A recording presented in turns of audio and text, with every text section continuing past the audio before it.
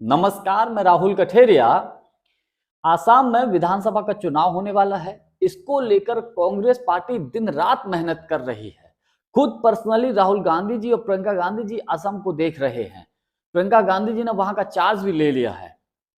लेकिन कल एक ऐसा काम हो गया जिससे कांग्रेस पार्टी को बहुत बड़ा झटका लग सकता था असम में। यानी कि असम में जो विधानसभा का चुनाव होने वाला था, उस विधानसभा के चुनाव में अगर ये झटका लग जाता, अगर ये नुकसान हो जाता, तो यकीन मानिए कांग्रेस की नैया पार होना बड़ा मुश्किल था। और नुकसान ये हो सकता था क्योंकि असम के पूर्व कांग्रेस के प्रदेश अध्यक्ष भूपेन बोरा ने सुबह सुबह कांग्रेस पार्टी के शीर्ष नेतृत्व के पास अपना इस्तीफा भेज दिया। अपने मतलब कांग्रेस पार्टी को उन्होंने छोड़ दिया। जैसे ही ये खबर बाहर आई, हड़कंप मच गया पूरी की पूरी कांग्रेस पार्टी में, क्योंकि भूपेन बोरा आसाम ही नहीं, बहुत पूरे पूरे कांग्रेस पार्टी के बहुत बड़े और कद्दावर नेता है। जमीनी पकड़ उनकी बहुत मजबूत है, हर तरीके से मजबूत नेता है। तो उनका इतने बड़े नेता का चुनाव से पहले कांग्रेस को छोड़ना, इससे बड़ा कोई झटका नहीं हो सकता था। और देखिए, जैसे ही ये खबर बाहर आई, असम के मुख्यमंत्री हेमंत बिस्व शर्मा ने उनको ऑफर दे दिया कि साहब आप बीजेपी में आ जाइए। लेकिन समय रहते, कल मैं ये कहूंगा, तारीफ करूंगा शीर्ष नेतृत्व की, समय रहते भूपेन बोरा से बातचीत की और मामला सुलझ गया। उन्होंने अपना इस्तीफा वापस ले लिया। इसके अलावा एक दूसरा प्रकरण और हुआ। गृह मंत्री अमित शाह जी ने क्या किया, चैलेंज कर दिया राहुल गांधी जी को कि जिस तरीके से वो मुद्दों को लेकर सरकार के ऊपर हमले बोल रहे हैं, मेरा युवा मोर्चा का जो है अध्यक्ष जो है वो उनसे बहस करने के लिए तैयार है। ये उन्होंने चैलेंज दिया। तो इन दोनों ही मुद्दों पर किस तरीके से, एक तो कांग्रेस ने असम में अपनी साख बचा ली, नुकसान होने से बचा लिया, और भाजपा के लिए भी वो झटका था। दूसरा, कांग्रेस ने जो गृह मंत्री अमित शाह जी ने जो चैलेंज किया, उसका किस तरीके से जवाब दिया, इसको लेकर थोड़ा सा विस्तृत चर्चा करें। लेकिन उससे पहले यदि आपने अभी तक हमारे चैनल को सब्सक्राइब नहीं किया है तो सब्सक्राइब जरूर कर लीजिए, बेल आइकन को दबा दीजिए, और हमारे चैनल की मेंबरशिप जो है, यानी कि ज्वाइन हमारे चैनल को जरूर कर लीजिएगा। देखिए, पहले बात कर लें आसाम की। भूपेन बोरा कोई मामूली नाम नहीं है, बहुत कद्दावर नेता है, जमीन से जुड़े हुए नेता है, पूर्व प्रदेश अध्यक्ष रह चुके हैं। कांग्रेस पार्टी, खुद राहुल जी और प्रियंका जी कितना इंटरेस्ट रखते हैं कि इसको ऐसे समझिए कि प्रियंका गांधी जी को वहां का चार्ज दे दिया गया है। प्रियंका गांधी जी खुद उसको संभाल रही हैं, असम को देख रही हैं। बड़े बड़े जो उनके भरोसेमंद हैं, भूपेश बघेल साहब, डी के शिव कुमार जी, तमाम बड़े नेता असम में लगा दिए गए हैं।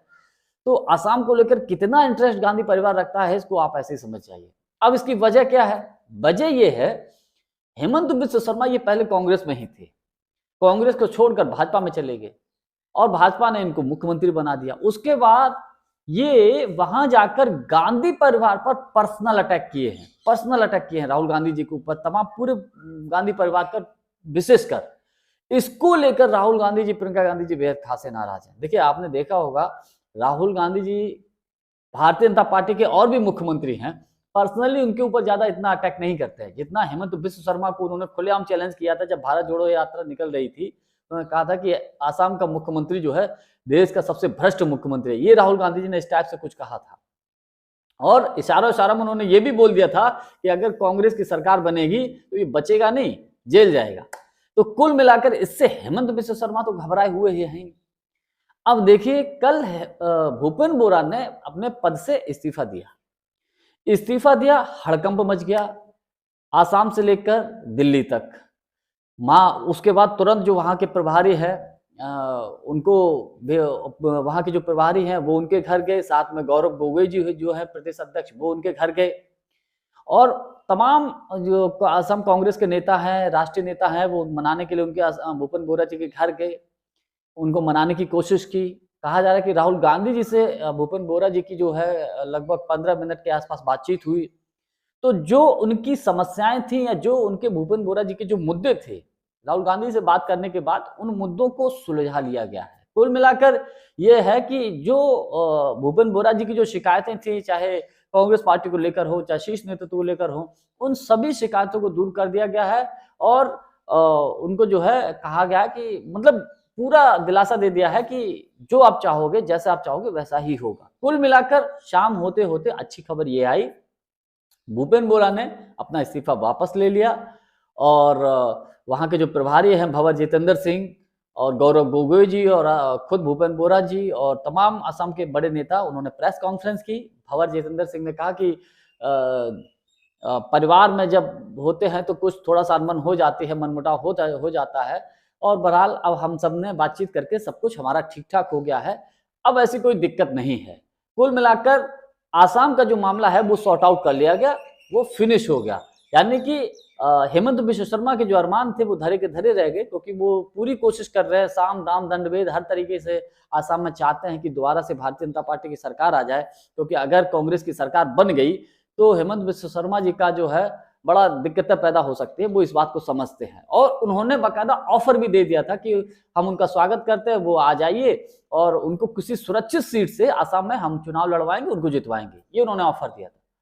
कुल मिलाकर उनके अरमानों में पानी फिर गया। दूसरा मुद्दा, अमित शाह जी ने, गृह मंत्री अमित शाह जी ने कहा कि राहुल गांधी जो जिन मुद्दों पर मोदी जी को घेर रहे हैं, हम उनको चैलेंज करते हैं, हमारा युवा का जो मोर्चा का जो अध्यक्ष है वो उनसे बहस करेगा।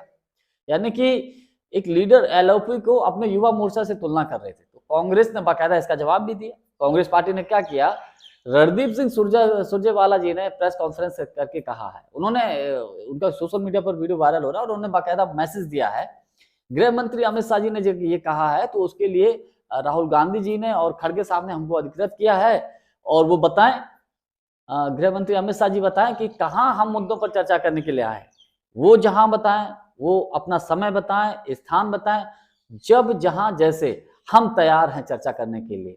और उन्होंने यहाँ तक कहा अगर वो हमारे यहाँ किसी को भेजना चाहते हैं तो हम उसके लिए भी तैयार हैं और मोस्ट वेलकम, बहुत बहुत स्वागत है। कुल मिलाकर कांग्रेस पार्टी ने गृह मंत्री अमित शाह जी को भी बड़ा जवाब दे दिया है। अब मुझे नहीं लगता कि, देखिए सब जानते हैं कि मुद्दों को लेकर मोदी सरकार बुरी तरीके से फंसी हुई है। अब मुद्दों को ये किस तरीके से डाइवर्ट करते हैं, मुद्दों से कैसे भटकाते हैं, ये हम सब जानते हैं।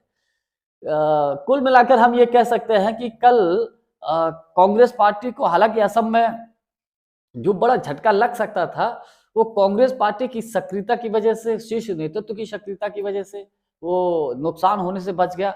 और दूसरा जो रणदीप सिंह सुरजेवाला जी ने जो जवाब दिया गृह मंत्री अमित शाह जी को कि हम चर्चा करने के लिए तैयार है, तो ये भी एक बड़ी एक पटखनी ही है भारतीय जनता पार्टी के लिए। कोई चर्चा के लिए नहीं आएगा, सब जानते हैं मुद्दों पर बुरी तरीके से फंसे हुए हैं, चाहे ट्रेड डील हो, चाहे वो जनरल नरवणे जी की जो किताब हो, एप्स्टीन फाइल में तो कुछ बोल ही नहीं रहे हैं। तो इस वक्त मोदी जी के बचाव में केवल और केवल मुझे लगता है कि गृह मंत्री अमित शाह जी ही दिखाई पड़ रहे हैं और कोई तो दिखाई नहीं पड़ रहा है। तो स्थिति इस वक्त जो है बहुत ज्यादा गंभीर है, स्थिति बहुत ज्यादा भारतीय जनता पार्टी के लिए संवेदनशील है, क्योंकि पिछले कुछ समय से आप देखिए, पिछले कुछ समय से आप एक चीज नोटिस करेंगे कि अब मोदी जी के लिए भी कोई ज्यादा बचाव के लिए भारतीय जनता पार्टी में लोग नहीं आ रहे हैं।